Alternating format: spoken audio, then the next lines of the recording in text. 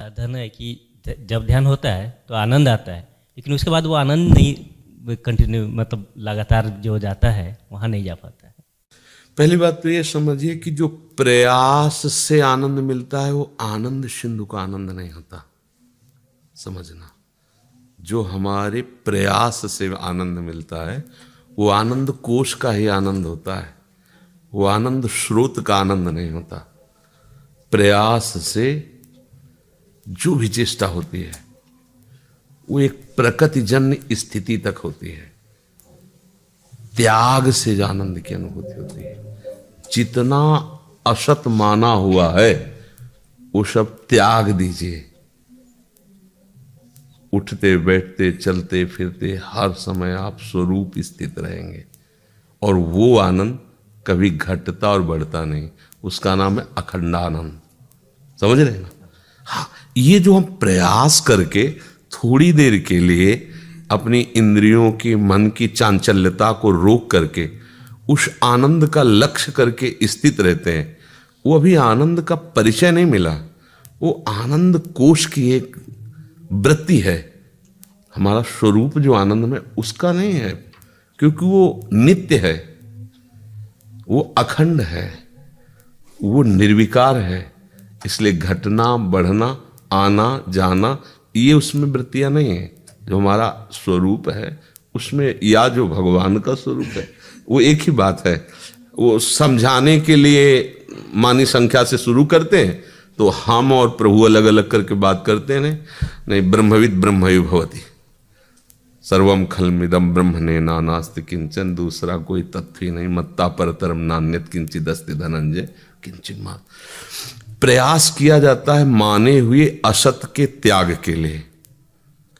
अब हम ध्यान करते हैं, इसमें कितना असत मिश्रण है। देखो, अपने लोग संत भाव में हैं, यही प्रश्न गृहस्थी करता है तो उसको सपोर्ट करते हैं कि और अभ्यास बढ़ाइए, लेकिन आपके लिए ये सूत्र न बोल करके हम उसका निषेध कर रहे हैं। बस यहाँ ये बात समझनी है कि हमारा लक्ष्य है असत का त्याग, तो जो बचा वो सत है, जिसका कभी अभाव न था न है न रहेगा।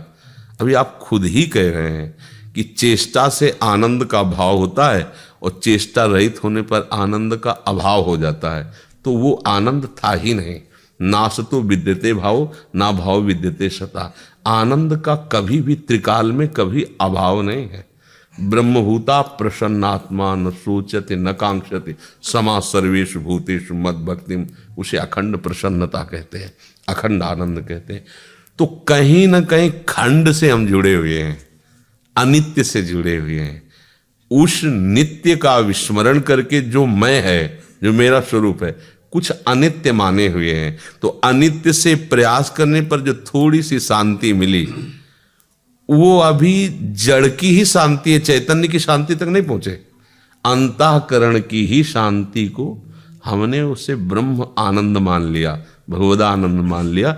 वो थोड़ी देर के लिए उनकी चांचल्यता को रोका साधन पक्ष से, तो थोड़ी देर के लिए आनंद नहीं, हल्का सा शांति का एक स्वरूप सा। जैसे सुषुप्ति में बिना प्रयास के संसार का चिंतन नहीं होता, तो सबको आनंद का अनुभव होता है। जब जागते हैं एकदम प्रसन्न वो होता है ना, तो उन्होंने कोई साधना नहीं की, बस सुषुप्ति की घोर अवस्था में संसार का चिंतन नहीं बना। ऐसे ही जितने मिनट, जितने क्षण आप संसार के चिंतन को छोड़ पाए तो आपको शांति और आनंद जैसा लगा, पर अभी वास्तविक त्याग नहीं हो पाया।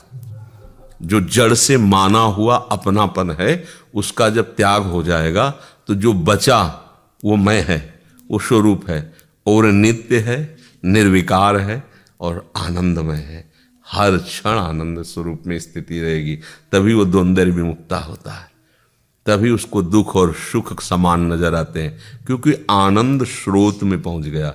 अभी आनंद कोश से हमारा चल रहा है, लेना देना, खान पान, व्यवहार, सुख दुख, ये आनंद कोश। इन कोशों से ऊपर उठे, मनोमय, अन्नमय, आनंदमय, ये जो कोश है ना, इनसे ऊपर उठे, हम स्रोत में पहुंचे। वो हमारा शंकर सहज स्वरूप समारा, लाग समाधि अखंड वो समाधि का मतलब केवल आंख मूंदना या बैठना ही नहीं, चलते फिरते व्यवहाररत भी उस समाधि में है।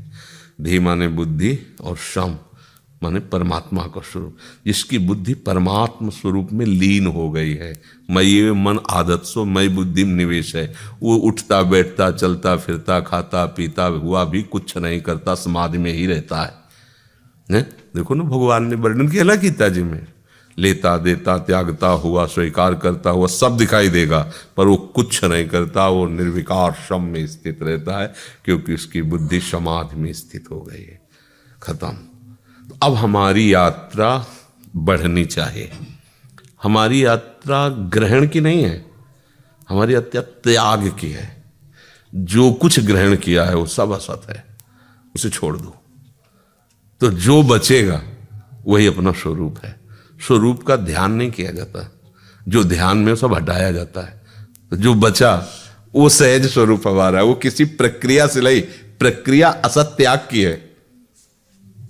अब जो नाम रूप जो स्फुरण हटाओ हटाओ हटाओ, मैं नहीं मैं नहीं मैं नहीं मैं नहीं, सब शांत। अब जो बचा तो वहां मैं ही मैं है, वहां और कुछ नहीं। जो मैं ही मैं है वो शुद्ध चैतन्य ब्रह्म स्वरूप है। अब वो तो चलते फिरते उठते बैठते हैं, केवल नगर में रह रहा है। नौ द्वार वाले वो नगर थोड़ी है, अभी हम नगर बन के काम कर रहे हैं। नहीं, इस नगर को मैं मान करके बर्ताव कर। मैं 2 घंटा ध्यान करता हूँ, 3 घंटा जप करता हूँ, 5 घंटा मिशन में सेवा करता हूँ, अमुक अमुक अमुक। कहाँ से बोल रहे हो? शरीर से। समझ रहे ना?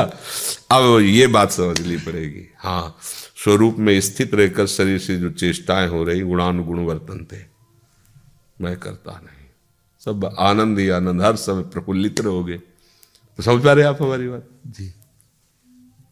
महाराज जी, मन अभी 10-15 विषयों को लेकर है, अगर उसको एक ही लेना चाहते हैं तो मन उसमें घबराता है, डरता है कि नहीं लीन नहीं होना है। देखो क्या है कि विषयी मन जो है ना, वो परमात्मा प्राप्ति के नाम पर घबराहट होती है उसको। परमात्मा प्राप्ति के नाम पर घबराहट होती है उसको, क्योंकि विषय के बिना जी नहीं सकता। उसकी मलिनता ही विषय प्रियता है। और जिस समय विषय प्रियता आप नष्ट कर दिए, सत्संग सुना सुना करके सार बात समझ में आ गई, वो भ्रम में फंसा, तो वही मन आपको ऐसा साथ देगा कि देख लेना। वही मन ऐसा उत्साह देगा कि प्रतिपल नवीन उत्साह, करोड़ों प्राण होते तो समर्पित करने के लिए उत्साह पैदा। अभी मन में मलिनता है, ये आपकी बात नहीं है, सब साधकों की होती है। घबराहट पैदा होती है उसमें लीन होने की बात सुनकर, उसकी प्राप्ति की बात सुनकर। जबकि मन जहां निर्मल होगा और भगवत प्राप्ति या स्वरूप बोध की बात आएगी, तो मतलब उसका उदाहरण तो दिया ही नहीं जा सकता, पर ऐसा समझो जैसे विषयी नौजवान को उसका उसके मनो अनुकूल पत्नी प्राप्त होने का संयोग प्राप्त हो, ब्याह तय हो जाए। अब उसकी रुआब देखो, हर समय सजे बजे नहीं घूमेगा कि हमारा ब्याह हो रहा है, जबकि उदाहरण नहीं बैठता, क्योंकि ये एकदम पार्थिव नाशवान कामना युक्त है, वो निष्काम आत्मस्वरूप की स्थिति। तो उसका उत्साह कितना होगा, एकदम। तभी तो उसके आनंद की सीमा नहीं रहती। हाँ, हर द्वंद हर परिस्थिति ऐसे कुचलते हुए आगे बढ़ता जा रहा है। गाली दी जा रही है, अपमान हो रहा, शरीर रोग से ग्रसित, कोई परवाह नहीं, क्योंकि ऐसी महान अपने स्वरूप पदवी को प्राप्त होने जा रहा है। उसके उत्साह में कोई कमी नहीं, वही उत्साह उसको विजय प्रदान करता है, और ये उत्साह मन में ही होता है। अभी हमारा मन विषयों के प्रति उत्साहित हो जाएगा, पर प्रभु के प्रति वो एक निराशा सी, एक उदासीनता सी, एक अंधकार सी स्थिति पैदा करता है कि मतलब क्या होगा, अस्तित्व ही नहीं, मेरा अस्तित्व ही नहीं है। हम शरीर को अपना न माने, भोगों को भोगे ना, व्यवहार में हंसी खेल कूद न करे, तो मेरा अस्तित्व, बात सही है, मन का अस्तित्व ही खत्म हो, और मन का अस्तित्व ही खत्म हो जाए, जीवन मुक्तता है, इसीलिए घबराता है। तो मन मार्या तन बस में की ना, हुआ भरम सब दूर, बाहर से कुछ दिखत ना ही, अंदर चमके नूर, वो महात्मा हो गया। तो मन को मारने के लिए सत्संग और शास्त्र स्वाध्याय की अत्यंत आवश्यकता है। जब आप बार बार शास्त्र स्वाध्याय करेंगे, सत्संग सुनेंगे, तो आपका जब निश्चय होगा कि अभी कहीं ना कहीं मेरे में कमी है, तो वही उसी मन में दो वृत्तियां रहती है, एक सतवृत्ति एक असत वृत्ति। तो सत्संग से सतवृत्ति को पावर मिलेगा, वही मन आपको सलाह दे देगा असत वृत्ति कैसे त्याग होगी, और वही आपको सपोर्ट भी करेगा। अगर मन सपोर्ट ना करे तो कोई भी भगवत प्राप्ति कैसे कर सकता है, कैसे कर सकता है, विचार करो ना। तो मन वही मन है जो विषयों में सपोर्ट करता था, आज वही मन हमें भक्ति में सपोर्ट करने लगा, ब्रह्म प्राप्ति में। इसका मतलब सत्संग से सतवृत्ति बढ़ी, असत दबी, तो वही मन हमारा सहयोगी बन गया। जीता हुआ मन मित्र है, और जिस मन के अधीन हम हो गए वो मन हमारा दुश्मन है, वो शत्रु है, वो हमें नष्ट कर देगा। मन की असत वृत्तियों की तरफ जो संकल्प वृत्ति बनती, उसको रोक करके सत्संग के द्वारा, सत्चिंतन के द्वारा उसको समझा पाना कि यही परम सत्य सुख है। एक बार वो समझ गया, एक बार पकड़ लिया, तो आप छुटाना भी चाहो तो नहीं छोड़ोगे। जैसे अभी हम एक बार विषय पकड़ा दिया इसको, तो अब हम छुड़ाना चाहते नहीं छूटता। ऐसे ही एक बार सत पकड़ा दो आप, जब इसको भजन प्रिय लगने लगता है ना, तो एक क्षण के लिए भी अगर किसी कारण वृत्ति भजन से चूक गई, तो यही मन आग पैदा कर, कैसे छूट गई। तद स्मरणेन परम व्याकुलते, इसी मन को तो हो रहा है ना। ये वही मन है जो एक बार भी नाम नहीं लेना चाहता था, आज उसी की स्थिति ऐसी हो गई कि जी नहीं सकता उसके बिना। तो इसको हमें थोड़ा सपोर्ट करना है मन को, इसकी असत वृत्तियों को धीरे धीरे हमें छुड़वाना है, और इसको सतवृत्ति पकड़ानी है। और जहाँ सतवृत्ति पकड़ लिया तो ये बात खत्म हो जाएगी कि जो अभी कोई भोग ये भोगता हो मन, आप उसको बंद कर दो, देखो ये आपको सतमार्ग में उदासीनता पैदा कर देगा, कुछ अच्छा नहीं लगेगा। और जहाँ उसको उस भोग की तरफ स्वीकृति देने की, वो तैयार हो जाएगा, 2 घंटा माला चला देगा, वो बिल्कुल एकाग्र होकर चलवा लेगा। आप चलवा लो उसे 2 घंटा, और आप अगर उसके विरोध में खड़े हो गए तो 2 मिनट नहीं लगेगा, आपको विचलित कर देगा। यही तो खास बात समझ ली। इसको कहीं कहीं फुसलाना भी है, कहीं कहीं डांटना भी है। एकदम डांट से नहीं चाहिए, विचलित जो कर दिया तो फिर आप साधना में नहीं बैठ सकते, ये भी ध्यान रखो। जो धर्म युक्त है उसमें इसको फुसलाना होगा। आज ये खा, हाँ ठीक है हम व्यवस्था कर देंगे, मांग लेंगे किसी से, पवा देंगे, तेरे भाई तू मेरा सहयोग कर, 4 घंटा का मेरा नियम है पूरा करवा दे, इसके बाद में पक्का रसगुल्ला ही पवाऊंगा तुझे। और अगर ये धर्म विरुद्ध है तो उसको समझाना पड़ेगा, देखो इसी आदत से के कारण दुर्गति होती चली आ रही। अभी तक जो तुम कहते रहे हम करते रहे, अय मन तुम मेरा साथ दे दो, इसमें तुम भी सुखी हो जाओगे। हम तुम्हारा साथ दे के दुखी हो गए, अनंत जन्मों से भटक रहे हैं। अब तुझे उसको फुसलाना भी है, उसको डांटना भी, उसको दुलार भी करना है। जैसे जंगली घोड़े को पकड़ लिया जाए तो कोई चतुर सवारी उसको अंडर में कर सकता है, क्योंकि बचपन से उसकी ट्रेनिंग नहीं हुई है, सीधे जवानी में उसको ट्रेनिंग दी जा रही। तो बहुत ही सावधान सवार चाहिए।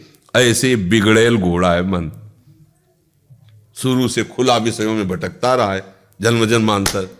अब सत्संग सुनकर हमें लगा कि इसका ठीक से हमें मार्ग चयन करना। अब ऐसे थोड़ी आ जाएगा कि मन भजन करो करने लगा, ऐसा लगे बिगड़ेल घोड़ा है, बैठोगे माला लेके पहुंचा देगा नाना प्रकार के सीने आपके सामने, आप देखो। वो तब विचलित होता से ये क्या है, ये बस उसमें तटस्थ भूमिका करते हुए उसको देखो खाली कर, इसका सारा प्रयास व्यर्थ जाने दो, चुपचाप जाने दो। नाम जब जैसे चल रहा है, ध्यान चल जाने दो, जाने दो, इसको निकल रहा है, वो खाली हो रहा है, डिलीट हो रहा है, और आप गंभीर रहो, शांत रहो, उसकी हाँ में हाँ मत मिलाना, चुपचाप बैठे रहो। धीरे धीरे धीरे वो जब जान लेगा ना कि मेरी एक भी नहीं चलती, और ये तभी सह सकते हो जब भजन चल रहा है। भगवदास यम ही न व्यथ्यंते ते पुरुषम पुरुषर्षभ सम दुख सुखाधीरम स्वमृतत्वाय कल्पते। जो मन के द्वारा दी हुई विकारात्मक व्यथा है, दुख है, उसको सह जाता है, वही साधु है। अब मन हमारा कह रहा किसी विषय के लिए, अब हम उसका विरोध कर रहे हैं, तो शांत बैठेगा क्या? आज तक वो हमको अपने अधीन रखा है, तो अब मान जाएगा क्या प्रार्थना हमारी? वो जलाएगा अंदर ही अंदर, बस प्रमथन स्वभाव वाला है ना। अब आप शांत एकदम गंभीर, तो जो जलन सह गया वही महात्मा बन गया, जो टूट गया वही विषयी बन गया। बस अंतर इतना ही है।